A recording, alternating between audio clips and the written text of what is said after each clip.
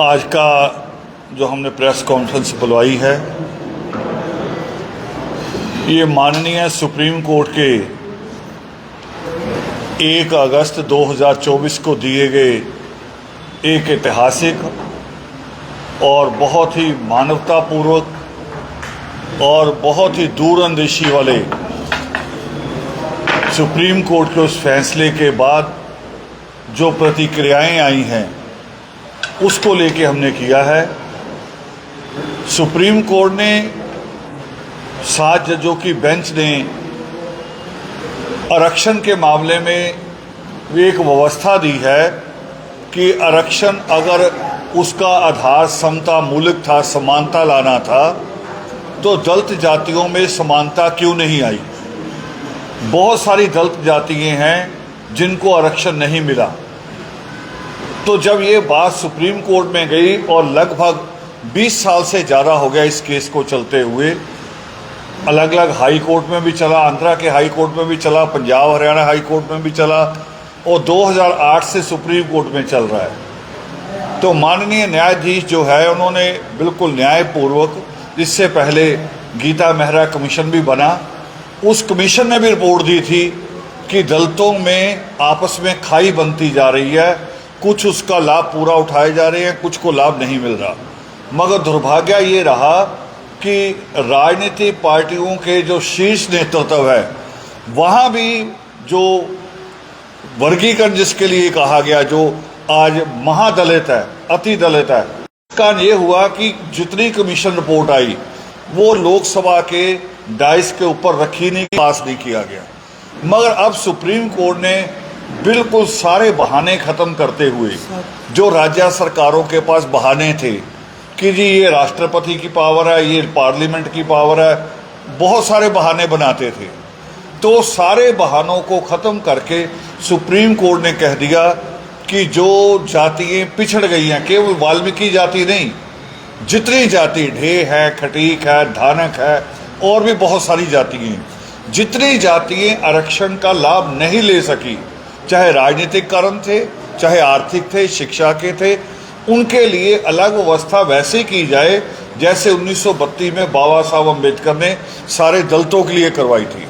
और एक बात और जोड़ दूं, बाबा साहब अम्बेडकर ने भी खुद जब आरक्षण मिल गया 1932 में, उसके बाद उनकी अपनी लिखित है वॉल्यूम नंबर 39 39 में बाबा साहब ने लिखा कि आरक्षण के वर्गीकरण की जरूरत है, यानी इसमें हिस्सा अलग अलग करना पड़ेगा। ये हुआ वैसे है कि जैसे एक माँ जल्दी में अपने बच्चों को खाना देने के लिए एक ही बर्तन में खाना परोस देती है, ये सोच के कि भाई बहन है, कोई न्याय नहीं होगा। मगर जो बड़ा भाई होता है या बड़ी बहन होती है, वो दायित्व सोचते, अपनी जिम्मेवारी समझते हैं कि पहले छोटे को खिला दो, ये भूखा ना रह जाए, हम बड़े बड़े खा जाएं, ये छोटा रह जाए। तो जो हम लोगों ने बड़े भाई का रोल अदा किया हमेशा इस मामले में भी।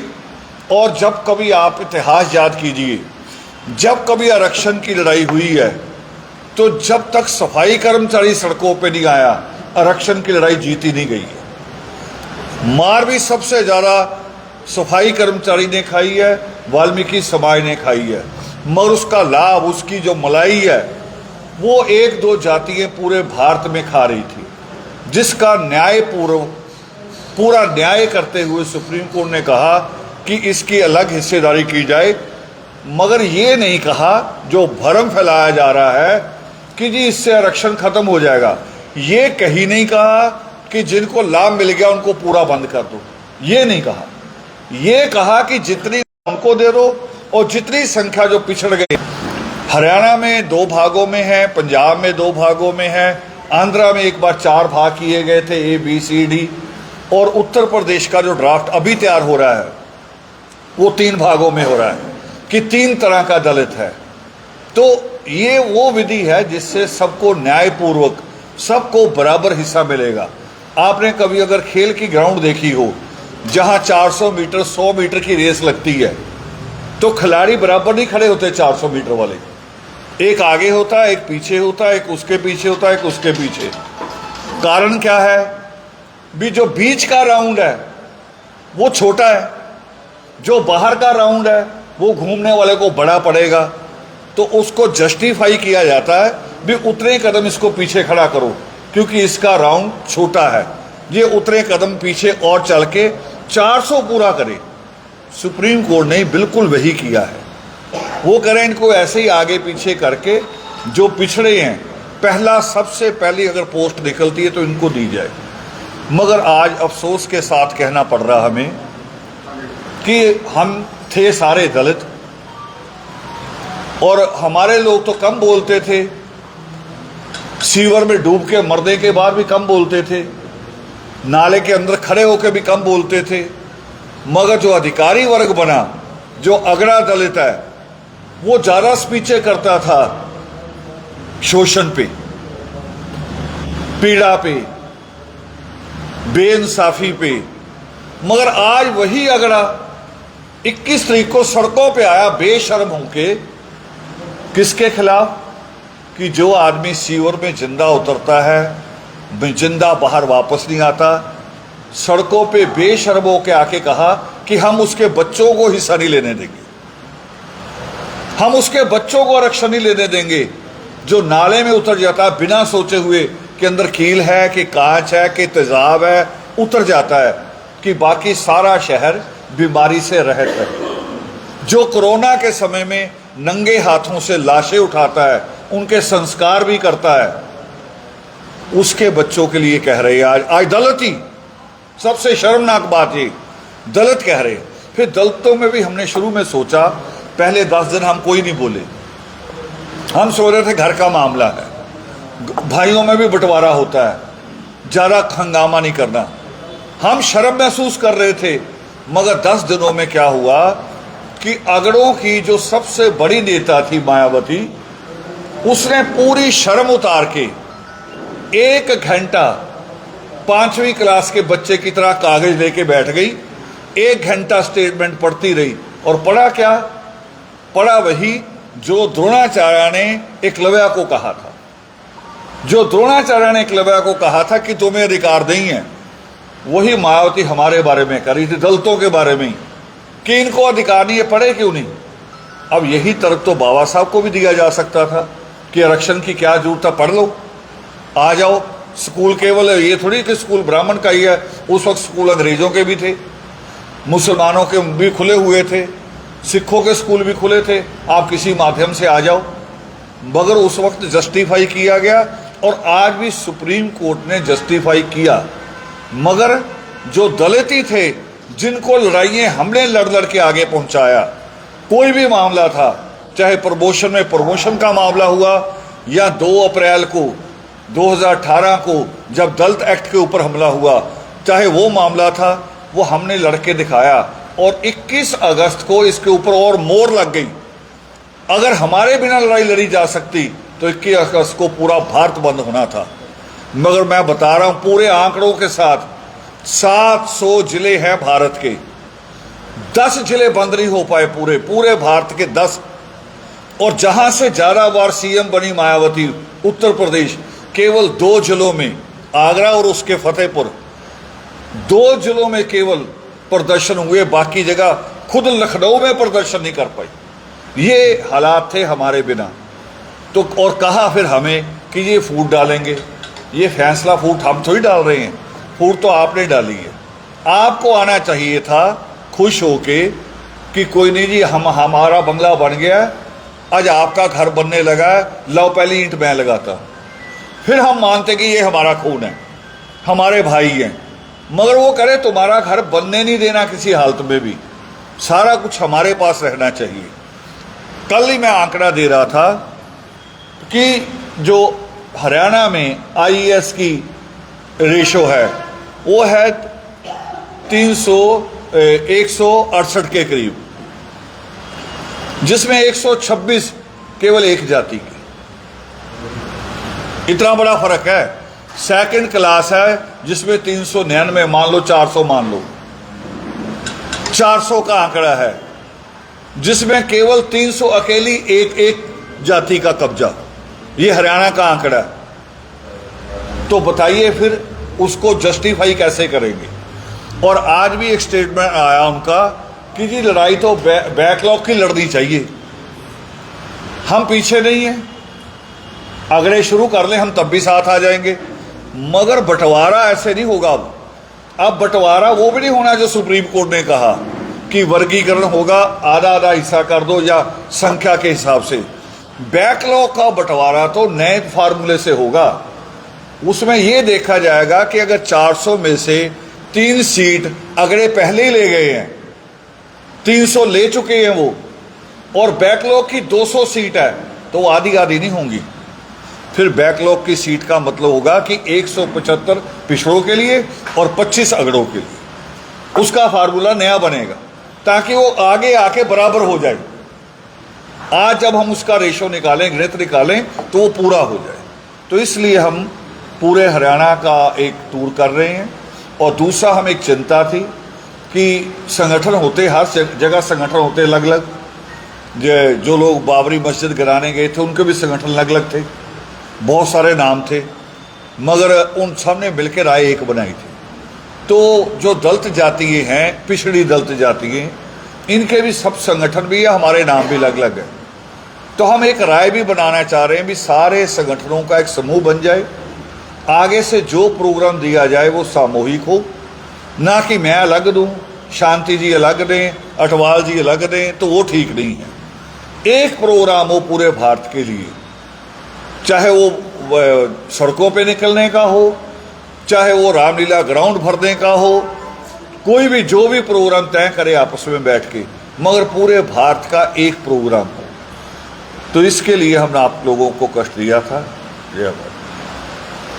तो राहुल जी, क्या इसके समक्ष में आप लोग कोई विशाल प्रोग्राम करने वाले हैं? मैंने अभी अर्ज किया कि सबसे पहले अलग अलग जातीय हैं, धानक है, मुसहर है, हेला है, डोम है ना, और वो खटीक है, बहुत जातीय हैं। पहले तो उन सबसे संपर्क हो हमारा एक, फिर उनके संगठनों से जो लोग एक्टिविस्ट है, सच में मूवमेंट करते हैं, तो सारे संगठनों का एक एक 2-2 आदमी लेके एक समूह तैयार हो जाए। वो 500 का हो, 700 का हो या हजारों का हो, वो फिर अपनी एक अलग से कोर कमेटी बना लें। कोर कमेटी जो फैसला दे उसको सारे मिलके फिर इम्प्लीमेंट करें। सर, जैसा आप बता रहे थे 21 तारीख को जो प्रदर्शन किया था, क्या उस प्रदर्शन से पहले आपने क्या रोकने की कोशिश की थी?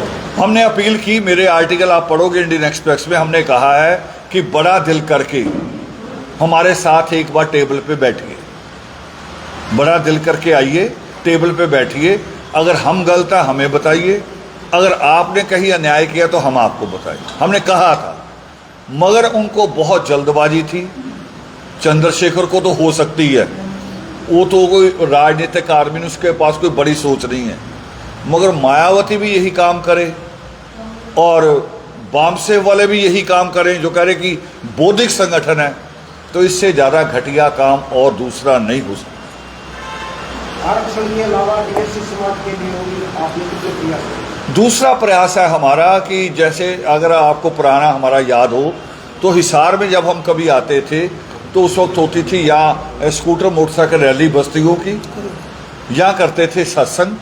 फिर उसमें हमने एक और चीज़ जोड़ी पिछले 20 साल से, अब हम एजुकेशनल सेमिनार भी करते हैं। किसी कॉलेज में यूनिवर्सिटी का हॉल लेके 8वीं क्लास से ऊपर के बच्चों को वहाँ बुलाया जाता है, और उससे पहले 2 महीने बस्ती में हर घर को दरवाज़ा खटखटाते हैं। क्योंकि पहली बात ये कि हमारे यहाँ ना माँ बाप जो माँ बाप हैं, ना उनको शिक्षा के महत्व का पता है, ना बच्चों की रुचि। उस पे पहले बैठ के उनसे बात करते हैं, सर्वे करते हैं, 2 महीने लगा के उसके बाद सर्वे करके फिर सेमिनार रखते हैं। और सेमिनार कॉलेज यूनिवर्सिटी की तरह नहीं होता, हमारा फॉर्मेलिटी नहीं होती। कॉलेज यूनिवर्सिटी में होता है कि रिसोर्स पर्सन आया, यानी एक बड़ा प्रोफेसर आया, उसने अपने कोई विषय पे स्पीच की, आधा घंटा 45 मिनट 10 मिनट क्वेश्चनों के जवाब दिए, चला गया। हमारा सेमिनार होता है कि अगर हिसार में हो रहा है तो जब सर्वे करेंगे उसी दरमियान 2 बच्चे हम ढूंढते हैं अच्छे लगे, जो भाई ये बच्चे अच्छे हैं, ये मंच पे बोल सकते हैं, थोड़ा हौसला है इनमें, एक लड़का एक लड़की, कि ये बच्चे मंच संचालन करने के पहली कमांड तो उन्हीं को देते हैं, हमारा अगला नेतृत्व आए। दूसरा, पहले 2 घंटे बच्चों में से स्पीच कराई जाती है, 2-2 मिनट दिए जाते हैं, मगर बोलना एजुकेशन पे ही है। बच्चे जो भी आके कहेंगे वो एजुकेशन में बताएंगे। जैसे एक बेटी आई, गुरदासपुर है पंजाब का एक जिला, वहाँ के एक बड़ी पॉपुलर जगह है कादियाँ, जहाँ से अहमदिया मुसलमान चलते हैं। वो बेटी ने 10th क्लास में टॉप किया अपने स्कूल में, शहर में भी, अखबारों में फोटो लगी, बोर्ड भी लगे उसके, मगर जैसे उसने +2 के फॉर्म भरे, शर्मिंदगी की बात बता रहा हूँ, आज भी द्रोणाचार्य है, जब उसने +1 के फॉर्म भरे, जब जहाँ जाके हमने स्ट्रीम चुननी होती है, सब्जेक्ट चुनने होते हैं, टीचरों ने कहा, बेटी पूछ के गई थी घर से कि साइंस लेनी है, वो करे साइंस और होम साइंस एक ही होती है, ये टीचरों ने कहा। तो हमारे सेमिनार में ये समझाया जाता बच्चे को भी साइंस में और होम साइंस में क्या फ़र्क है। अगर आपने कॉमर्स कर दी है, विदाउट मैथ कॉमर्स और विद मैथ कॉमर्स में क्या फ़र्क है। मिसाल बताई जाती है भी अगर बैंक की नौकरी निकले, इंश्योरेंस कंपनी की नौकरी निकले, 2 BCom बच्चे जाएं, एक के पास मैथ है, एक के पास नहीं है, बच्चे से हम पूछते बताओ नौकरी पहले किससे मिलेगी, बच्चा जवाब देता है मैथ वाले को। तो इसके लिए सेमिनार करते हैं, 2-3 घंटे बच्चे बोलते हैं, फिर उसके बाद टीचरों को बोलने का अवसर दिया जाता है, और टीचर हम चुन चुन के बुलाते हैं। हैदराबाद के जो IT है, वहाँ से जो VC रहे वो हमारे प्रोग्राम में आते हैं बच्चों को बोलने। कन्हैया की टीचर निवेदिता मेनन आती है बोलने के लिए, योगेंद्र यादव आते हैं, अपूर्वानंद आते हैं, यानी बड़े बड़े टीचर्स बुलाते हैं। और टीचर भी वो जो कमिटेड हो, बच्चों को ये कह के जाते कि मेरा नंबर नोट कर लो, जब चाहे फ़ोन कर लेना। वो टीचर नहीं वो जो कहे कि फ़ोन क्यों किया, ऐसे टीचर बुलाए जाते हैं। और ये थोड़ा बताते हैं जब देखे तो कि वर्गीकरण अनुपात के हिसाब से जो अभी जो फैसला है वो जो लाभ ले रहे हैं, कितना का संख्या जो है वो उनकी ज़्यादा है या आपको ज़्यादा है? मैंने अभी अभी आंकड़ा बताया कि 18,000 क्लर्कों में से 16,000 क्लर्क उनके हैं। रेशो निकाल लीजिए, 90% बनता है। 90% आबादी तो नहीं है उनकी। तो ये बहुत बड़ा, ये हरियाणा का बता रहा हूं मैं आपको, बाकी सारी स्टेटों में भी यही है। और दलितों की जनगणना में कोई दिक्कत नहीं है, OBC की जनगणना की दिक्कत है जो रोज पार्लियामेंट में उठता है। दलितों की जनगणना है, आंकड़े हैं, पढ़ाई के भी आंकड़े हैं, बेरोजगारी के भी आंकड़े हैं, हर तरह का आंकड़ा दलितों और ST के बारे में है, तो कोई दिक्कत नहीं आएगी। और दूसरा, हम कल मीटिंग हो रही है दिल्ली में सारे समूह संगठनों की, तो मेरी कोशिश है वहाँ, मैं अपनी तरफ से प्रस्ताव कह रहा हूँ वहाँ कि अभी सुप्रीम कोर्ट ने हमें जो आरक्षण दिया है, ये दिया है एजुकेशन में और सर्विसेज में। अब हम अगला आरक्षण मांगने जा रहे हैं, कल बात करेंगे साथियों से। उसके लिए चाहे सड़कों पे आना पड़े, भारत बंद करना पड़े, या पार्लियामेंट ही बंद करना पड़े। पार्लियामेंट वो नहीं बंद कर पाएंगे जिनके 80 MP हैं, पार्लियामेंट वो बंद कर पाएंगे जिनकी 20 करोड़ आबादी है, वो बंद कर पाएंगे पार्लियामेंट। तो उसमें नई मांग ये रखने जा रहे हैं कि राजनीति में भी हमारा वर्गीकरण, हमारा बंटवारा होना चाहिए। अभी आप ये एक बात बताइए, आप ही खुद लोग जातिवाद फैला रहे हैं, सभी समाज की कह रहा कि हमें सीट चाहिए, लेकिन इसमें तो आप लोग ही जातिवाद फैला रहे हैं। इसको कहते हैं हिस्सेदारी। जातिवाद तब है जब मैं आपसे नफरत करूं हाथ मिलाने से, जब मैं आपका हिस्सा खा जाऊं, जब मैं हिस्सा खा जाऊं आपका, तब बहस नहीं होती, सवाल होता। आपको पता इंटरव्यू में और इंटेरोगेशन में क्या फर्क होता है, ये पता आपको? शब्दों में सवाल हो गया और बैठ जाओ, बैठ जाओ, सवाल हो गया आपका, सुन लो, उसका जवाब दो। बैठो, आप सवाल करके बैठो। जातिवाद तब होता है जब मैं किसी जाति के साथ पक्षपात करूं, उसका हिस्सा खा जाऊं, और उस हिस्सा खा के, जैसे आज हमें धमका रहे हैं मायावती, चंद्रशेखर, फिर उसके बाद धमकाएं, उसे कहते हैं जातिवाद। मैं तो आज भी कहता हूँ टेबल पे बैठो, बैकलॉग की लड़ाई है तो हम इकट्ठे होकर लड़ेंगे। ठीक है सर।